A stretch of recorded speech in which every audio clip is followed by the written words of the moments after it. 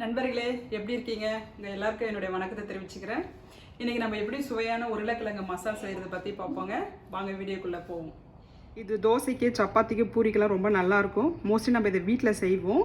But நான் என்னுடைய ஸ்டைலில் எப்படி செய்கிறதுன்றதை நான் செஞ்சு காட்டுறேன். இது அப்படியே ஹோட்டலில் செய்கிற மாதிரியே இருக்குங்க. செம்ம டேஸ்ட்டாக இருக்கும்.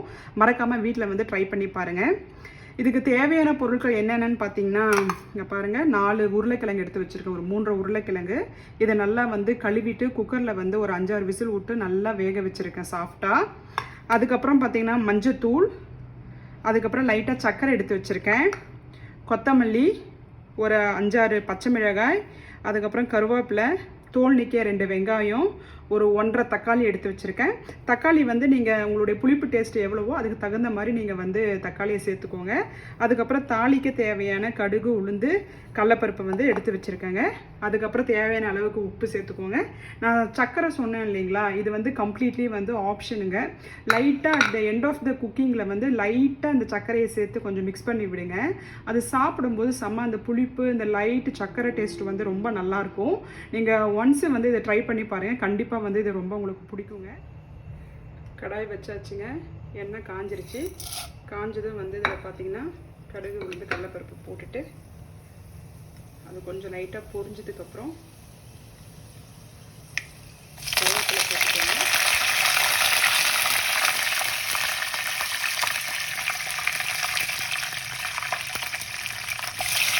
பச்சை மிளகாய் சேர்த்துக்கோங்க.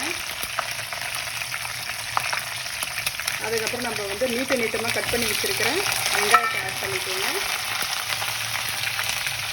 வெங்காயம் நீங்கள் நீட்டமாக இது பண்ணிக்கோங்க. நீட்டமாக கட் பண்ணிக்கோங்க. சின்னதாக கட் பண்ணாமல் நல்லா நீல வாக்கில் நல்லா கட் பண்ணிக்கோங்க. இது நல்லா கொஞ்சம் லைட்டாக ப்ரௌனிஷ் கலருக்கு வரட்டும். அது வரைக்கும் நல்லா கொஞ்சம் வதக்குங்க.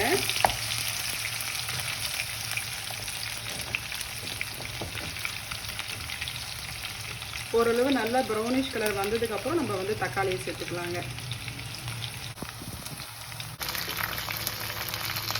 வெங்காயம் நல்லா ப்ரௌன் ஆகிடுச்சுங்க. ப்ரௌன் ஆனதும் நான் கட் பண்ணி வச்சுருக்கக்கூடிய இந்த தக்காளியை சேர்த்துறேன். இந்த தக்காளியும் பார்த்தீங்கன்னா நல்லா வதங்கணுங்க. இந்த டைமில் கொஞ்சம் மஞ்சத்தூள் சேர்த்துருங்க. நம்ம எடுத்து வச்சுருக்கோம் இல்லைங்களா, மஞ்சத்தூளை சேர்த்து கொஞ்சம் நல்லா மிக்ஸ் பண்ணுங்கள். நல்லா தக்காளி வதங்கட்டும்.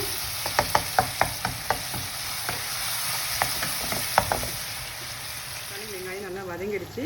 இந்த டைமில் நம்ம தோல் உரித்து வச்சுருக்கக்கூடிய உருளைக்கிழங்கை நல்லா மசிச்சுட்டாங்க. கையில் மசிச்சதை நம்ம இப்போ அதில் சேர்த்துக்கலாம். சேர்த்துட்டு நல்லா மிக்ஸ் பண்ணி விடணுங்க.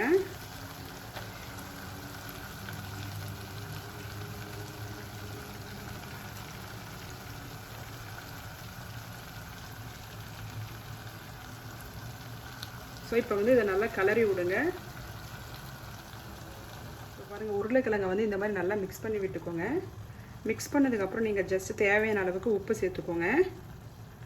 உப்பு சேர்த்துட்டு நல்லா கொஞ்சம் மிக்ஸ் பண்ணிக்கோங்க. தேவையான அளவு கொஞ்சம் தண்ணியை ஊற்றி கொஞ்சம் நல்லா கொஞ்சம் ஒரு கொதி விடுவோம்.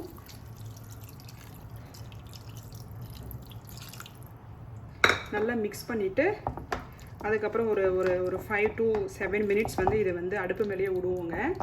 நல்லா வெந்து நல்லா சாஃப்டாக ஒரு சூப்பரான ஒரு கன்சிஸ்டன்சியில் வரும். செமையாக கொதிச்சுட்ருக்குங்க பாருங்கள். செமையாக இருக்குது. வாட்டுறதுக்கே நல்ல கன்சிஸ்டன்சிக்கு வந்துருச்சு. இன்னும் ஒரு 3 நிமிஷம் வேக விடுவோம். நடுவில் கிளறி விட்டுட்டே இருங்க. இங்கே பாருங்கள், செமையான கன்சிஸ்டன்சிக்கு வந்துருச்சு.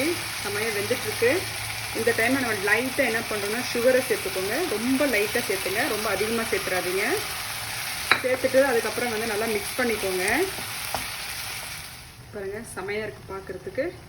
இந்த டைமில் நம்ம சின்னதாக நறுக்கி வச்சுருக்கக்கூடிய கொத்தமல்லியை சேர்த்துட்டு நல்லா ஒரு மிக்ஸ் பண்ணி இறக்கி வச்சுருதுங்க. அவ்வளோதான், முடிஞ்சுது. நல்லா திக்கான கன்சிஸ்டன்சிக்கு வந்துருச்சு. பார்க்குறதுக்கே செமையாக இருக்குது. நல்லா கெட்டியான உருளைக்கிழங்கு மசால் ரெடி ஆகிடுச்சு. இங்கே பாருங்கள், பார்க்க எப்படி இருக்குது. மறக்காமல் வீட்டில் ட்ரை பண்ணுங்கள். பூரிக்கு, சப்பாத்திக்கெல்லாம் செமையாக இருக்கும். நீங்கள் வீட்டில் தோசை செஞ்சிங்கன்னா தோசை மேலே இதை போட்டுட்டு மசாலா தோசை மாதிரி பண்ணி சாப்பிட்லாம். அப்படியே ஹோட்டலில் சாப்பிட்ற மாதிரி இருக்கும். இதில் நம்ம லைட்டாக சர்க்கரை ஆட் பண்ணியிருக்கோம். அப்புறம் கொத்தமல்லி, கருவேப்பிலை, பச்சை மிளகாய், தக்காளியோடைய புளிப்பு டேஸ்ட்டெல்லாம் சேர்ந்து செமையான ஒரு டேஸ்ட்டாக இருக்குங்க. மறக்காமல் இதை வீட்டில் ட்ரை பண்ணுங்கள். சுகர் கம்ப்ளீட்டாக உங்கள் ஆப்ஷன் தான். நீங்கள் வேணும்னா ஆட் பண்ணிக்கலாம், வேணான்னா விட்டுடலாங்க. நான் இப்போ வந்து உருளைக்கிழங்கு மசாலா வந்து சப்பாத்தியோட சாப்பிட்டு பார்த்து எப்படி இருக்குன்னு சொல்கிறேன்.